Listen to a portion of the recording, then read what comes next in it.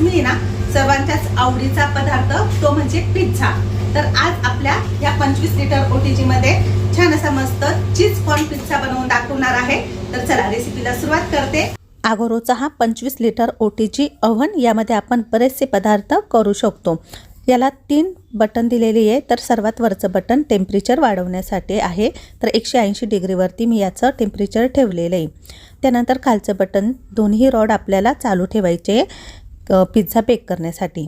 आणि सर्वात खालचं आपण टायमिंग लावून देऊ। तर इथे मी 10 मिनिटाचा टायमिंग लावलेला आहे ओव्हन प्रीहीट करण्यासाठी।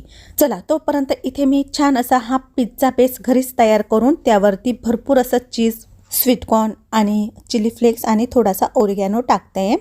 त्यानंतर सर्वात वरती पुन्हा आपल्याला थोडंसं चीज आहे ना पसरवून टाकायचे। पिझ्झा आपला इथे आता तयार झाला आहे। ओटीजीमध्ये भरपूर असा स्पेस आहे, तर सेंटरलाच आपल्याला ट्रेमध्येच पिझ्झा ठेवायचा आहे। हा ट्रे ना ओटीजी सोबतच मिळतो। आता आपल्याला पिझ्झा बेक करण्यासाठी 25 मिनिटाचा टायमिंग लावून द्यायचा आहे। तर 25 मिनिटानंतर ओटीजी ना ओव्हन आपोआप ऑटोमॅटिक बंद होतो। त्यानंतर आवाज होतो आणि आपल्याला मग आता पिझ्झा बाहेर काढायचा आहे। तर पिझ्झा आतमध्ये गरम असतो, त्यामुळे डायरेक्ट हात लावायचा नाही आहे। यासोबत आपल्याला अशा प्रकारच्या काही वस्तू मिळतात ट्रे काढण्यासाठी, तर त्यानेच आपल्याला हा ट्रे बाहेर काढायचा आहे। आणि चला आपला इथे चीज कॉर्न पिझ्झा खूप छान मस्त झालेला आहे। बघूनच तोंडाला पाणी आलेलं आहे।